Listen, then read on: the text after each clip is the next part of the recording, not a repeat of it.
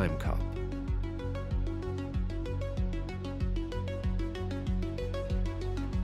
A novel by S.D. Perry, based on a screenplay by Mark Verheiden.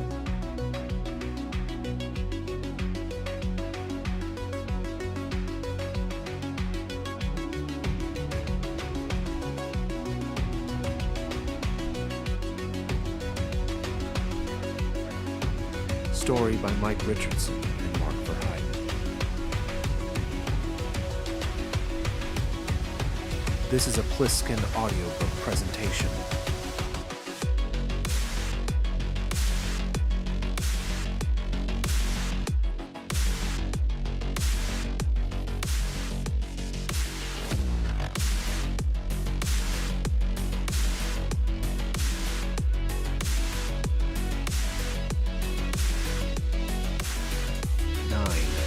Walker died in a street for no reason and was led to a place of waiting.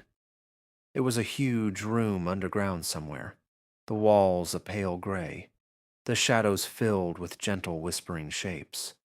The lighting was a soft glow, indirect. He couldn't spot the source. The temperature was neutral, not hot, not cold. He was alone, very alone. He knew he was here for a reason, and since it was obvious he was dead, the reason had to be one that concerned the afterlife, since there apparently was one. Why would he be here? It seemed obvious. Walker turned to the dark archway of the room and waited for Melissa to come. Other people walked through the archway, people he didn't know, but they somehow vanished before they came fully into view. They came from nowhere. There was nothing beyond the door except darkness, and they disappeared into the air. The effect was that of a melting veil of faces and bodies, all of them smiling at his anticipation. Where was she? How long did he have to wait for her? He tried to call her name, but when he opened his mouth, only the barest whisper came out. When he walked toward the arch, he went nowhere. The arch remained the same distance away. All right. He would wait, however long it took. Finally, the people stopped stepping into the room. He strained to see into the air, but she wasn't there. He waited. He waited. Hello. You have no messages. None. Zip. Zero. What? Walker's eyes snapped open. There loomed a man, a weapon. He grabbed for the taser aimed at his face. The bones of the assassin's wrist cracked as he bent them upward. Two thin filament lines exploded from the barrel with an electric spark. Walker rolled onto the floor. The barbed lines smacked into the couch centimeters from where his head had been a split second ago. The shooter fell back, dropped the taser, screamed. Walker was on his feet. He saw two other men, with knives. He sprinted to the semi-dark kitchen and ripped a drawer open. He heard the whine of the taser recharging and snatched the first thing his hand touched. He spun. Knife one lunged forward and Walker blocked with a wooden spoon. Christ! The blade hacked out splinters. Walker half dropped, drove his elbow into Kyle's face, hard. The man flew backward and Walker spun back to the drawer, jerked it out farther. The carving knife. He wrapped his fingers tightly around it and turned back. Cull tossed his knife from one hand to the other and grinned through long strands of greasy dark hair. Walker was alert now. 3 men, front door, him asleep on the couch. He faintly registered that the TV was still on, and he was in his boxers. Cull thrust, in-out, and Walker blocked. He shuffled backward, and the blades cracked together. The man's hair was tossed wildly as he feinted in, and got a shallow cut across Walker's chest. He knew what he was doing. Walker felt the knife track open and drip. The shooter still clutched his broken wrist, but the second knife man pulled a taser of his own. Walker hopped back as Kell lunged again, and then he heard the snap of a taser fired. The line sizzled toward him in the dark. Walker somersaulted out of range. He hit his bare feet on the floor and threw the knife by instinct. "No time!" It thumped into the second man's chest with a hollow, wet sound, and knife 2 fell, taser useless. He gurgled and slumped. Dead? It didn't matter, as long as he was out of it. Walker's own blood dripped, ran down his body. He didn't have a weapon now, though. Cull moved in, drove Walker to leap for the couch. Walker found the towel from last night's shower and wrapped it around his fists, stretched it out between them. He brought the towel up for the next vicious slash. He snapped the towel taut, blocked the wrist, threw a loop over the man's hand, jerked down, twisted the knife free. He dropped the towel and slammed his forearms across the back of the man's neck. He used his crouched position to drive his knee repeatedly into Cull's nose. "Who are you?" Walker shouted. He brought his knee up again. The man's broken face dripped blood across his thigh. "Who the fuck sent you?" From the corner of his sight, he saw the broken wrist shooter step forward. Shooter had his recharged taser pointed at Walker. Walker started to turn, realized there wasn't time. He stood, pulled Kell up in front of him. And the taser discharged, sent its lines into Cull's throat. The man's body jiggled and spasmed as the high voltage coursed through him. Had time to think. Not fatal, if it was a legal unit, but he'd be out of it for a few minutes. Walker was thrown backward by the shock. He crashed into the water dispenser, and it went over, spewed a wave of cool liquid across the kitchen floor. Walker brought his head up. Shooter jerked the barbed lines out of Cull's neck. The man dropped. The taser started its recharge. Walker was dizzy, disoriented. He backed up, water puddled at his feet, and fell against the counter. He shook his head. Shooter stepped closer, grinned. His shoes smacked against the wet floor. He aimed the taser with his good hand. His other hung limply at his side. 50,000 volts, motherfucker. Walker dropped down into a crouch. Shooter lowered the barrel and squeezed. And Walker catapulted himself straight into the air, legs spread, and landed on the sharp-edged counter in a full side split. The taser darts hit the floor. The high voltage, transmitted by the water, crackled all around the shooter. He jerked as it ripped through his body, and was thrown back, shocked further by his vain attempt to get away. Shooter flew back and hit the front door, cracked it, and crumpled into the hall. Walker hovered on the counter, his own muscles locked, fists clenched. They were all down. "Good morning, Max." Shit. There was movement in the hall. Walker twisted to look, but Shooter lay still. It was a tentative, hesitant stir. Neighbor, perhaps. Walker vaulted off of the counter, careful of the water, although the taser had already discharged. What the fuck had just happened? And why? He stepped to the splintered door and listened. Walker. The voice was cool and female, and just on the other side. Instinct had gotten him by so far this morning. It was the voice of a cop. He moved into the hallway. She was pretty in an intense way, her eyes wide but cautious, mid to late 20s.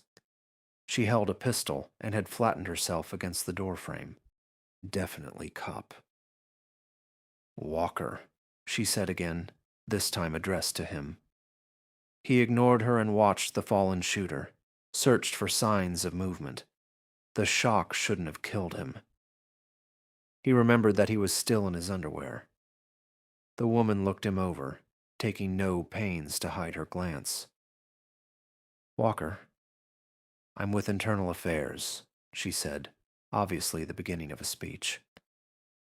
"My name is Sarah Fielding." Shooter groaned and started to move. Fielding lowered her weapon, aimed it at the half-conscious man.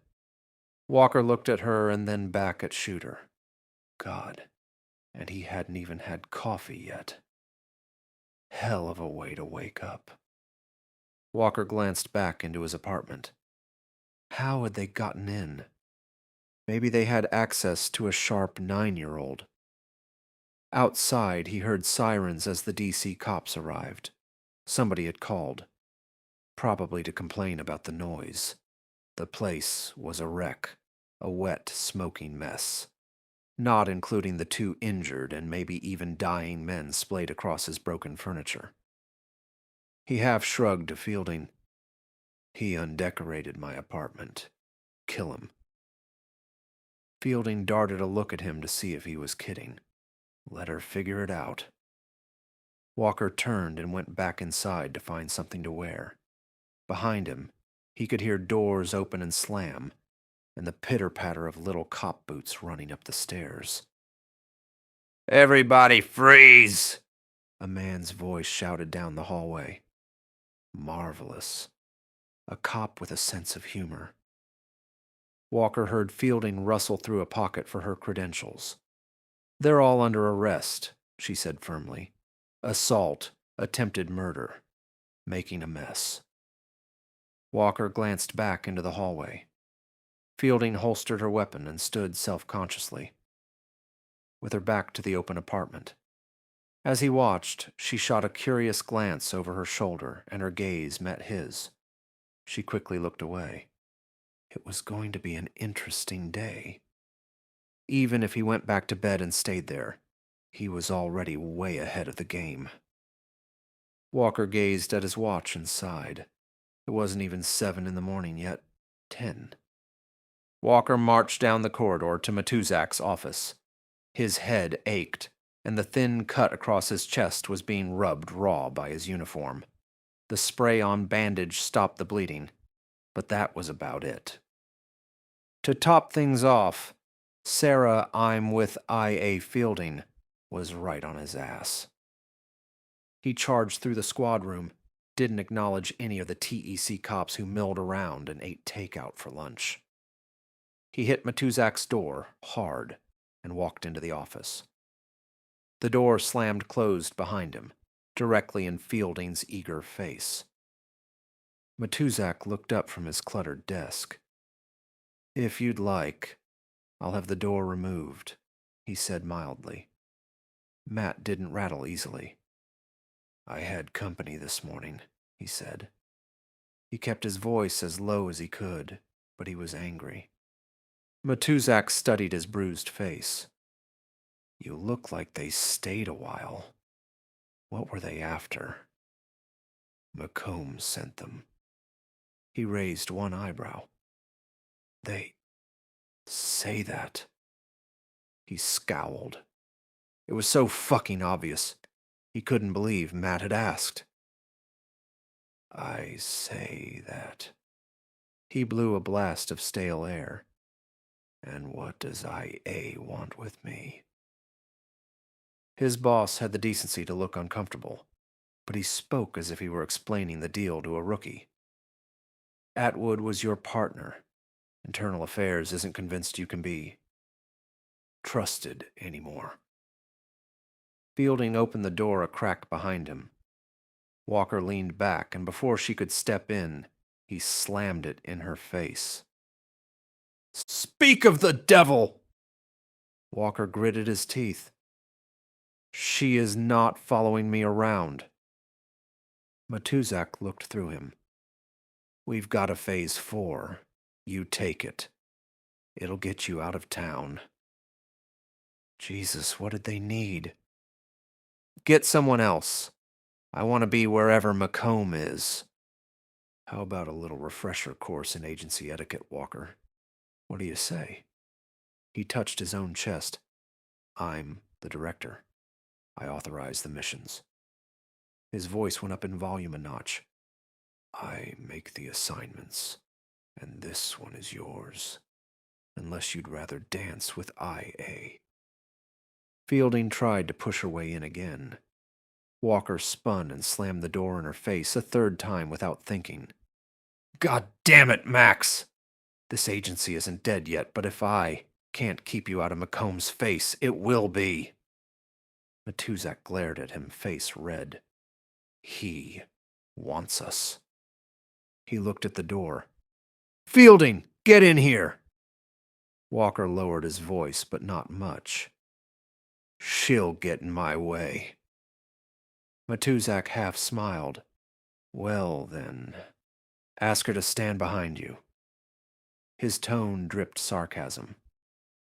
Fielding eased the door open and stayed where she was. Matuzak's voice went back to normal. She's on the ride, and you've got an hour till launch. Fielding edged into the room and growled at Walker. You're not funny, Walker. He stared back at her. No, I never am.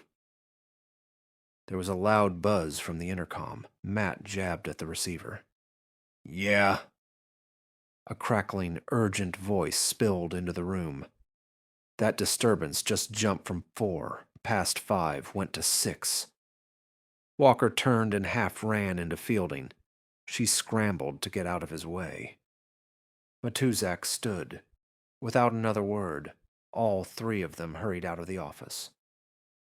Matuzak led them down the corridor toward the launch control room. Fielding stayed a few steps behind them, which was fine with Walker. He needed an IA investigation, like he needed another asshole. And this woman was a fucking bureaucrat, not even a real cop. She had probably spent her street time writing tickets and busting jaywalkers, working her way up the ladder. It didn't matter that she was a woman. Walker had gotten over that in his 20s. It was that she was IA, and didn't belong on an assignment in the field. End of story. Matuzak took a right at the end of the hall. He barged into one of the small hacker offices, not bothering to knock. Due to funding, the various techs shared the few cubicles that had been set aside for their use. They were usually cluttered with clothes, food wrappers, and bits of paper strewn everywhere, and this one was no exception. It kind of reminded Walker of his own apartment as he'd left it earlier. Ricky McDonald, one of the better young techs, sat in the desk chair, his back to the door. He wore a virtual reality headpiece, head down, and was heavily involved. The 3 of them stood in the doorway and assessed the situation. Walker grinned, then laughed when he realized what Ricky was doing.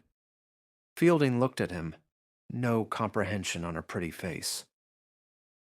Oh yeah, Ricky murmured, oblivious to their presence. His hips twitched and thumped in his chair, and he started to breathe faster. Yeah! He cupped his hands around thin air in front of him. Matuzak moved across the room. He grabbed the helmet and lifted, breaking the connection. Ricky, still aroused and only vaguely embarrassed, spun in his seat to face them. His face was flushed, but he grinned. Walker laughed again. Ricky was famous for shit like this. Ricky looked up. Bad timing, Chief. Matuzak scowled. Ricky, I catch you fucking this machine on company time again. I'll break your neck. Ricky looked to Walker for sympathy. Walker shrugged.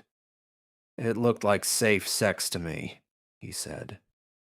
Matuzak dropped it with one final disgusted look at the tech. Come on, he said, impatient. They were on a timeline, after all. The tech glanced almost wistfully at the discarded helmet, and then led them out of the office and into the control center around the corner. They walked past rows and rows of various technicians, busy confirming calculations and evaluating incoming data.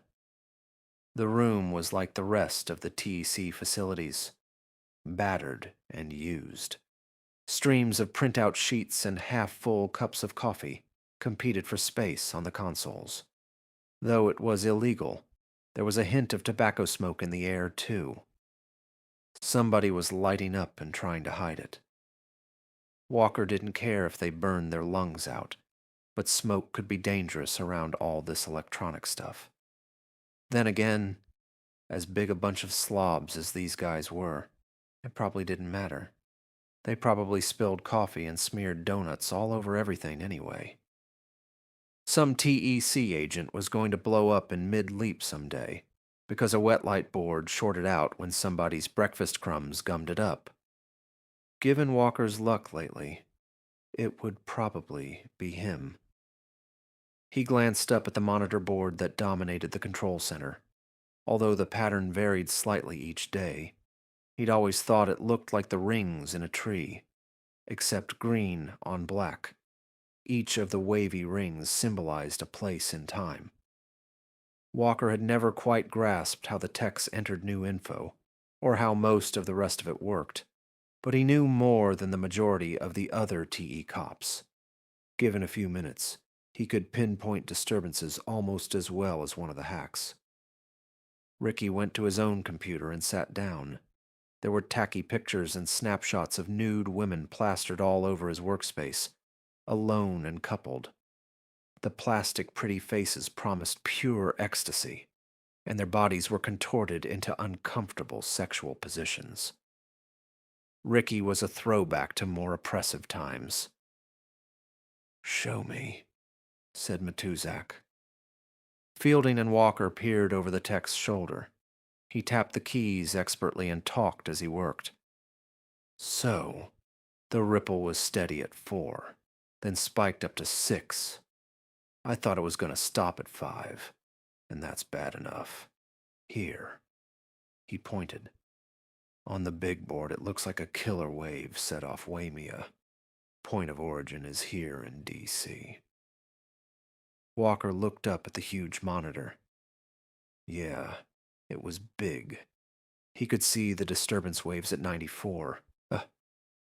When Melissa died? Matuzak sighed and spoke to Walker. Shit. Go, you're out of here. Walker nodded. In theory, if the probability spiked to an 8 or 9, it wouldn't be something they could fix. It would be such a major screw-up that their time would be damaged beyond repair. Something to do with the grandfather paradox. And Walker couldn't begin to understand the physics of it. But the bottom line was, if it got too big, it was like a tsunami. It would curl over the present, like the Hawaiian surf Ricky was fond of talking about. Only it would be 10 stories high. Walker and Matuzak turned to leave, but Fielding stayed where she was. The two men hesitated. Fielding frowned at Ricky's photo collection. You should have an exhibit, she said. Her voice was colder than liquid nitrogen. The pictures offended her. Ricky stared stupidly up at her, not getting it. Walker smiled and wondered what the tech was thinking. Probably. Gee, a real live woman. And she's pretty too. My really good stuff is at home, he said, voice dreamy and half hopeful. It would have been funnier, except they were in a hurry. Fielding shook her head and gave up, smiled tightly, and walked away, leaving Ricky to stare after her. He wore the same wistful expression he had worn looking at the reality helmet. Walker shook his head. Some people never got it. In Ricky's case, probably that was literal.